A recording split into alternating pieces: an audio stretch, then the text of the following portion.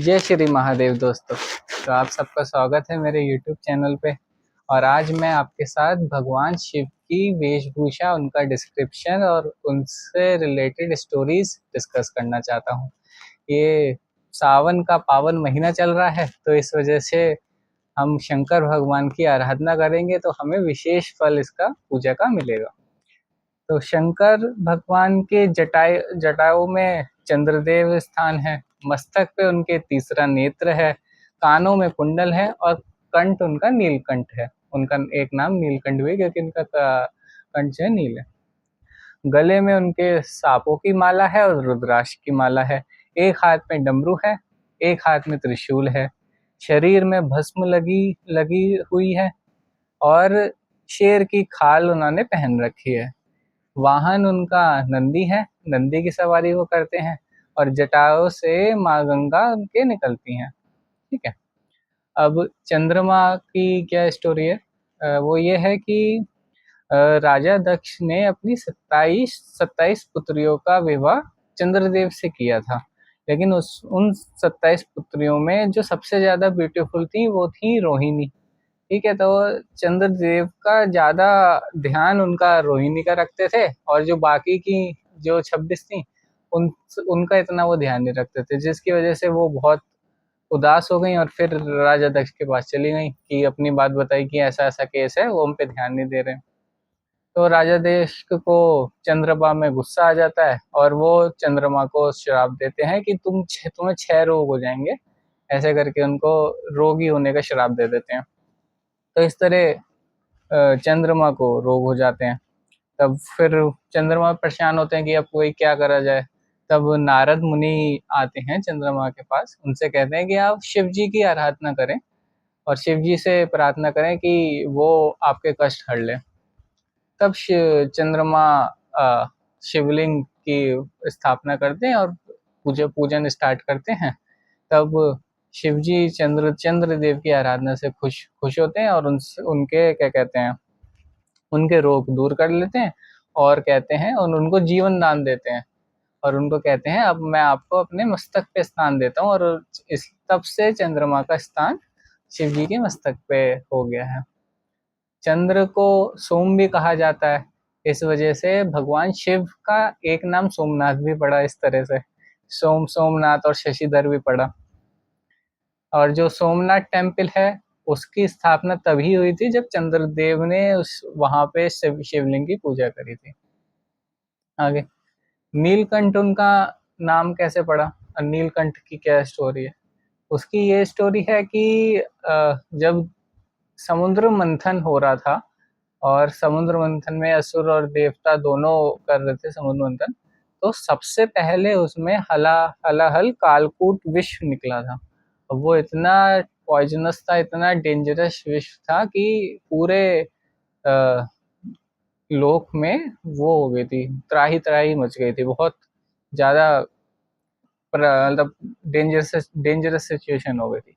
तब शिव जी आए थे, तब उन्होंने उस विष का पान किया था और उसको अपने जो जहर था, विष था, उसको अपने कंठ में यही रोक लिया था, जिसकी वजह से उनका जो कंठ है वो नीला पड़ गया था।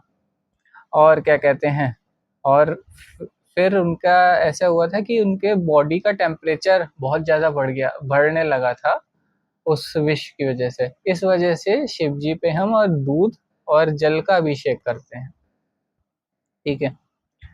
वो शिव जी को हम नागों का ईश्वर भी कहते हैं, नागेश्वर भी उनका एक नाम है। उन्होंने वासुकी नाग को धारण कर रखा है अपने गले में। तो ये स्टोरी है, और इसलिए हम नाग पंचमी में नागों की पूजा भी करते हैं। और उसकी स्टोरी ये है नाग पंचमी की। अब रुद्राक्ष की जो माला है, तो रुद्राक्ष की क्या स्टोरी है? रुद्राक्ष की मान्यता ये है कि वो 2 शब्दों से मिलके बना है, एक रुद्र और एक आश। रुद्र कहा जाता है भगवान शिव शंकर को डायरेक्ट, और अश जो वर्ड है उसको आंसुओं को कहते हैं। तो जो रुद्राक्ष के पेड़ की उत्पत्ति है वो यही कहा जाता है कि शिव जी के आंसुओं से उसकी हुई है। तो आप सब भी रुद्राक्ष की माला पहन सकते हैं और उससे आपको विशेष पॉजिटिव एनर्जी आप में आएगी। नंदी की क्या स्टोरी है, जो नंदी उनके पास वाहन है, उसकी ये स्टोरी है कि एक श्रीलाद ऋषि थे। आ, उन उन्होंने भगवान शंकर की पूजा